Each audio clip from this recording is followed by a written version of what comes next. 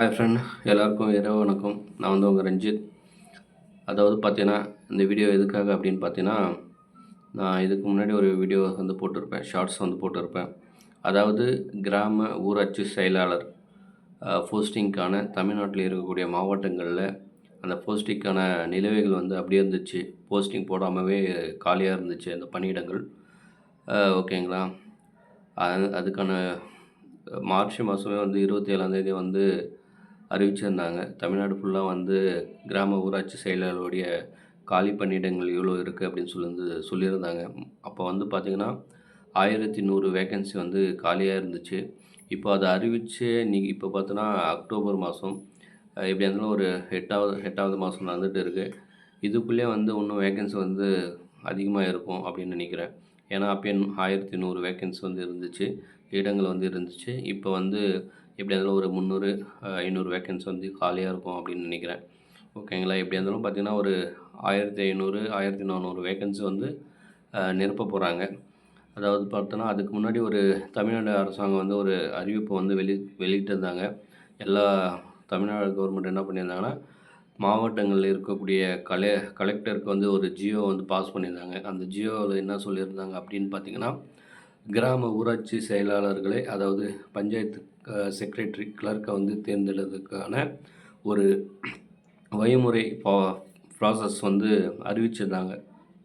எப்படி வந்து அவங்கள வந்து தேர்ந்தெடுக்கணும் அப்படின்றது வந்து தமிழ்நாடு கவர்மெண்ட் வந்து கலெக்டருக்கு வந்து ஒரு இன்ஸ்ட்ரக்ஷன் வந்து கொடுத்துருந்தாங்க. அது என்ன அப்படின்னு பார்த்தீங்கன்னா, 10th பாஸ் பண்ணியிருக்கணும். அதாவது 10வது பாஸ் பண்ணியிருக்கணும். அந்த 10வதுல பார்த்தீங்கன்னா 85% மார்க்கு இருக்கிறவங்க மட்டும்தான் வந்து அவங்க மட்டும்தான் அதுக்கு வந்து செலக்ட் பண்ணுவாங்க, செலக்ட் பண்ணணும் அப்படின்னு சொல்லியிருந்தாங்க. அதாவது 85% அப்படின்னா 10த்தில் வந்து 425 மதிப்பெண்கள் மேலே எடுத்திருக்கிற மாணவர்கள், இளைஞர்கள் இவங்களுக்கான அந்த இடம் வந்து அவங்களுக்கு தான் அந்த போஸ்டிங் அப்படின்னு வந்து சொல்லியிருந்தாங்க. அதுக்கு மட்டும் இல்லாமல் அதுக்கப்புறம் இப்போ வந்து ஜியோவில் என்ன சொல்லியிருக்காங்கன்னா, 1வதுலேருந்து 8வது வரைக்கும் தமிழ் மீடியம் வந்து படிச்சிருக்கணும், தமிழ் வழி சர்டிஃபிகேட் வந்து வச்சுருக்கணும். அவங்களுக்கு வந்து முன்னுரிமை வந்து கொடுக்குறாங்க. இதுதான் வந்து ப்ராசஸ். ஓகேங்களா? இப்போ வந்து 6/10/2025 ஜியோ வந்து பாஸ் பண்ணியிருக்காங்க. இதுக்கப்புறம் அந்த ப்ராசஸ் வந்து கொஞ்சம் கொஞ்சமாக நடந்துகிட்டு இருக்குது.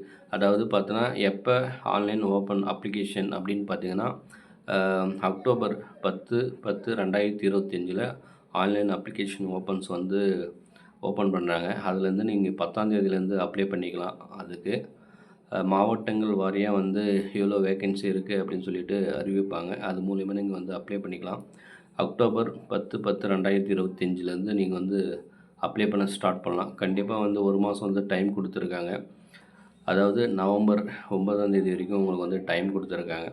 அதுக்கப்புறம் நீங்கள் அப்ளை பண்ணி முடிச்சுட்டு ஒரு 15 டேஸ் வந்து உங்களுடைய அப்ளிகேஷன்ஸ் ப்ராசஸ் வந்து நடக்கும். செலக்ட் பண்ணுவாங்க யார் யார் அந்த வேலைக்கான எலிஜிபிள் அப்படின்னு சொல்லிட்டு செலக்ட் பண்ணுவாங்க. அதுக்கப்புறம் உங்களை கான்டாக்ட் பண்ணுவாங்க. அதுக்கப்புறம் இன்டர்வியூ மூலிமா வந்து செலக்ட் பண்ணுவாங்க. 10th பர்சன்டேஜ் 85% இருக்கணும். அதுக்கப்புறம் பார்த்தீங்கன்னா இன்டர்வியூ மூலிமா வந்து 15% வந்து உங்களுக்கு கொடுப்பாங்க. அதில் யார் அதிகமாக எடுத்திருக்காங்களோ அவங்க மட்டும்தான் அந்த வேலைக்கு வந்து தேர்ந்தெடுக்கப்படுவாங்க. அதாவது உங்களுக்கு அப்பாயின்மெண்ட் எப்போ கொடுப்பாங்க அப்படின்னு பார்த்தோன்னா, டிசம்பர் 17/12/2025 நீங்கள் உங்களுக்கு அப்பாயின்மெண்ட் ஆர்டர் வந்து கொடுப்பாங்க. அன்னிலேருந்து நீங்கள் டியூட்டியில் வந்து ஜாயின் பண்ணிக்கலாம். ஓகேங்களா? அதுக்கு நடுவே நிறைய ப்ராசஸ் எல்லாம் இருக்குது. அது மூலிமா உங்களுக்கு வந்து உங்களை செலக்ட் பண்ணுவாங்க. ஓகேங்களா? இதோடைய லெவல் பார்த்தீங்கன்னா 2 லெவல். இந்த போஸ்டிங்கோடைய லெவல் பார்த்தீங்கன்னா 2.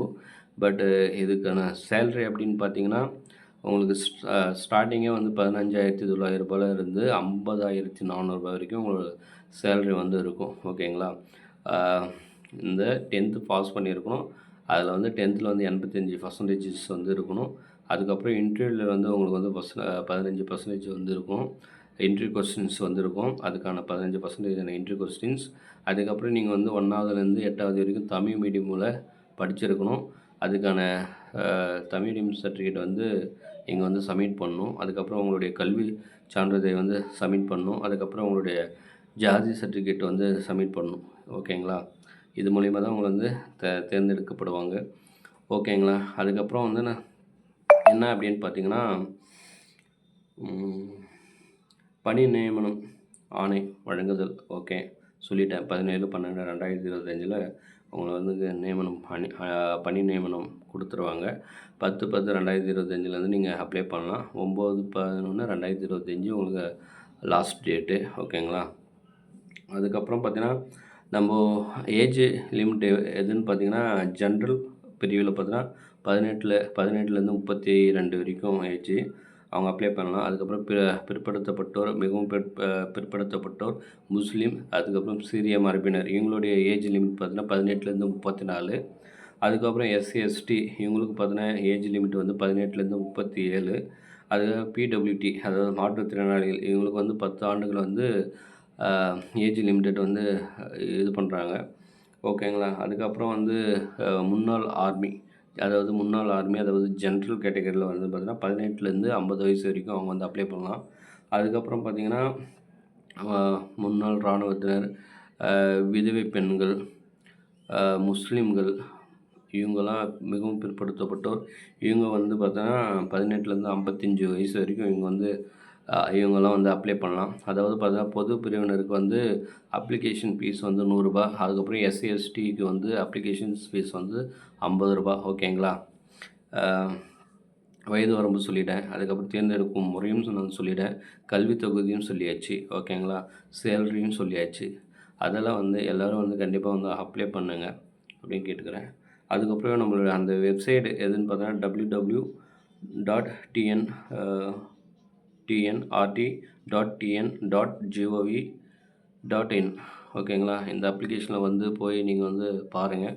இதுக்கு வந்து எந்தெந்த மாவட்டத்தில் வந்து வேக்கன்சி வந்து இருக்குது, எவ்வளோ வேக்கன்சி இருக்குதுன்னு சொல்லிட்டு சொல்லுவாங்க, அறிவிச்சிருப்பாங்க. கண்டிப்பாக வந்து அப்ளை பண்ணுங்கள். இது ஒரு நல்ல ஒரு போஸ்டிங், நல்ல ஒரு வேலை.